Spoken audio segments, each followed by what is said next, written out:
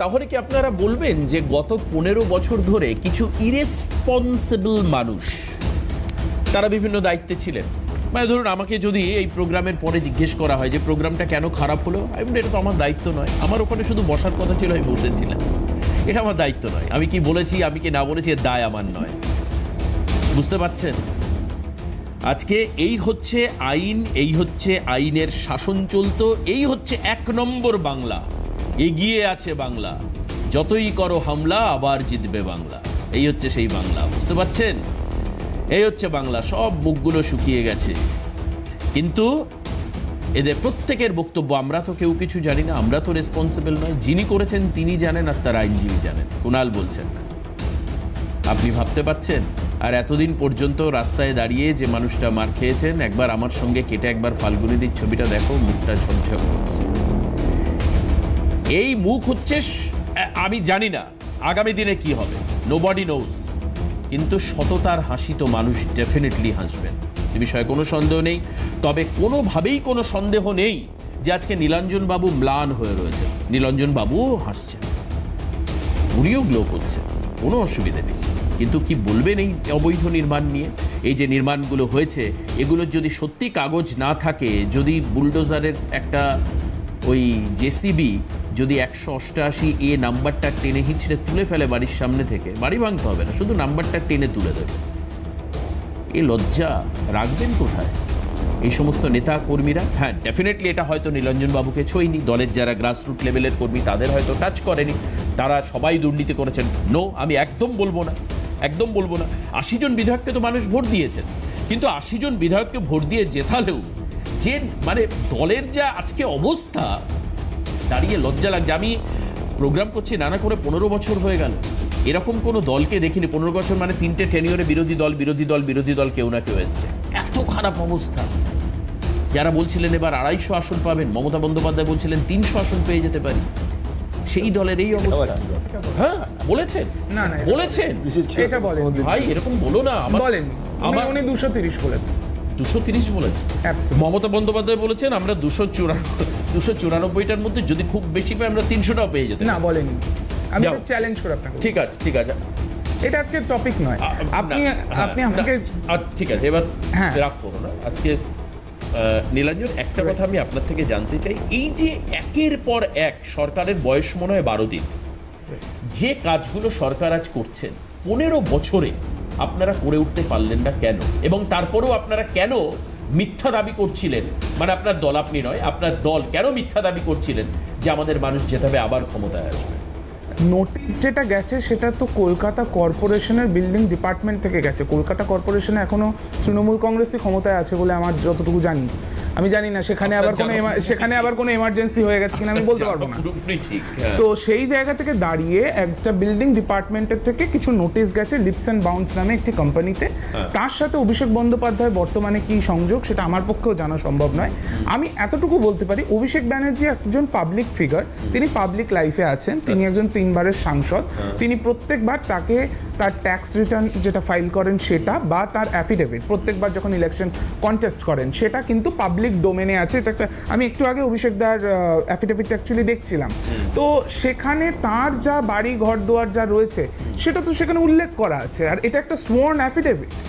এটা যদি প্রমাণিত হয় যে তার অতিরিক্ত তার কোনো জমি জায়গা কোনো কিছু আছে, তো সেটা তো মানে কোর্টের, এটা তো মানে he will be liable two arrest. তো সেইটা কেউ কোনোদিনও মিথ্যা অ্যাফিডেভিট কেউ ফাইল করে না, 1 নম্বরে। দ্বিতীয় কথা হচ্ছে, আজকে এই ডেমলিশনের যে অর্ডারগুলো আসছে বা বিভিন্ন জায়গায় যেগুলো আসছে, আমরা কিছু কিছু জায়গায় দেখলাম যে কিছু ইললিগাল বুলডোজার অ্যাকশনও দেখলাম। কোন জায়গাটা দেখলে? এই যে বিভিন্ন জায়গাতে আমরা দেখছিলাম, কোথাও কোথাও অনেক জায়গাতে। কেন নিউ মার্কেটের কাছে কি হয়েছে? নিউ মার্কেটে ইললিগাল বুলডোজার অ্যাকশন। বুলডোজার অ্যাকশনটা তো ইললিগাল, সেটা তো হাইকোর্ট বললো। আমি ওই জন্য বলছি যে ইললিগাল আমি ওই কারণে ব্যবহার করলাম, কারণ হাইকোর্ট বলেছে যে কোনো রকমভাবে আনঅথরাইজ বুলডোজার অ্যাকশন চলবে না।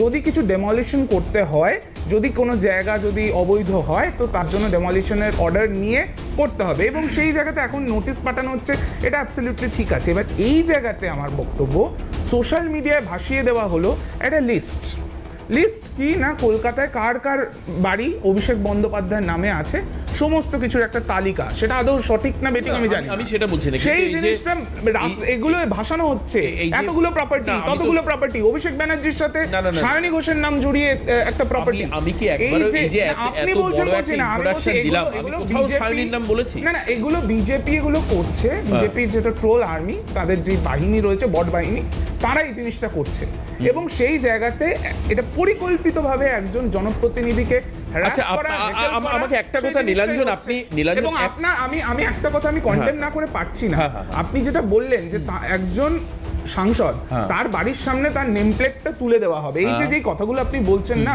এইগুলো করে আপনি অ্যাকচুয়ালি উস্কাচ্ছেন মানুষকে। অলরেডি সেখান থেকে সিকিউরিটি সব চলে গেছে, মানুষ ওখানে গিয়ে, মানে মানুষ বলবো না, তাদের মানে কিছু শ্রেণীর কিছু লোকজন, তারা যেই কাণ্ডটা করছে, যেই তাণ্ডব সেখানে করছে, বাড়িতে তার বউ আছে, দুটো বাচ্চা আছে, সেখানে যেই অসভ্যতাটা প্রত্যেক দিন আমরা দেখছি, মিডিয়া বলবো না তাদেরকে, কি জানি পোর্টাল একটা করে ক্যামেরা নিয়ে চলে যায়, গিয়ে অসভ্যতা করে, সেই জিনিসগুলো ক্রমাগত হয়ে যাচ্ছে। এই জিনিস বন্ধ হওয়া উচিত, এই পরিবর্তন বাংলার মানুষ অন্তত চায়। আচ্ছা, একটা মিনিট আমাকে নীলাঞ্জন বলুন, আপনি আমাকে বলুন যে তাহলে আপনাদের একজন মানুষ যদি একটা ছোট্ট ক্যামেরা মানে এই মোবাইল নিয়ে চলে যান, সেটা নীলাঞ্জনের কাছে খারাপ লাগছে, কিন্তু আজ আপনাদের যারা ডিজিটাল যোদ্ধা আছেন, আমি জানি না আপনি তার অংশ কিনা, তারা কি নিয়ে যান? বড় বড় এরকম টিভি ক্যামেরা নিয়ে যান?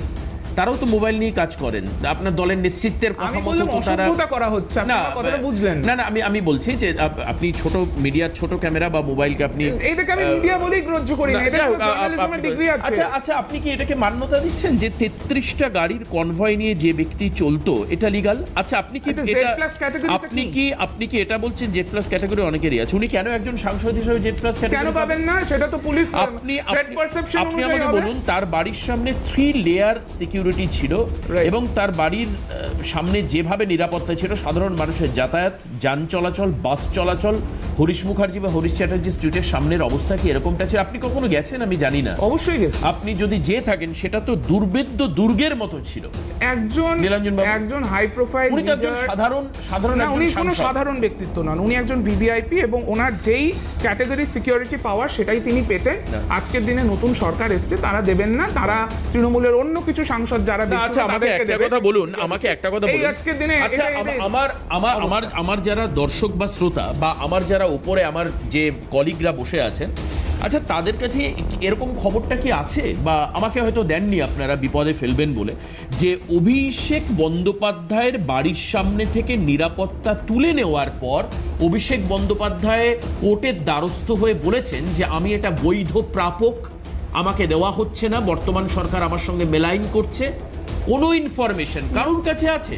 নো, এটা তো একটা অভিষেক, অ্যাডমিনিস্ট্রেটিভ আপনি একটু আগে বলেছেন এটা বৈধতা উনি পাওয়ার অবশ্যই যোগ্য, আমি বললাম কিন্তু এটা সরকার জোর করে তিনি- তুলে নিচ্ছে। না, আমি বলছি তার মানে উনি এখন কোর্ট দেখতে পাচ্ছেন না? এটা পুলিশ ঠিক করে, উনি হোম এখন ডিপার্টমেন্ট ঠিক করে। উনি এখন কোর্ট দেখতে পাচ্ছেন না, না? এখানে কোর্টের কোনো ব্যাপার নেই, তাকে দিয়েছিল আরে বাবা, রাজ্য বৈধ সরকার, বর্তমানের যে রাজ্য সরকার, তারা সেটা তুলে নিয়েছে, নো প্রবলেম, এর মধ্যে কোনো প্রবলেম নেই। এটাকেই বলে নীলাঞ্জন শাসকের আইন। হ্যাঁ, সেটাই তো আজকে দিনে এটাকেই বলে নীলাঞ্জন শাসকের আইন। আমরা দেখছি আজকে শাসক যে মনে করেছে আজকের দিনে অভিষেককে আমরা 3 স্টার শাসকের ক্যাটাগরির নিরাপত্তা দিতে হবে, দিয়েছে। শাসক বদলে গেছে, নিরাপত্তা নেই। বৈধ অবৈধ কথাটা বলে লজ্জা দিও না মানুষকে, প্লিজ।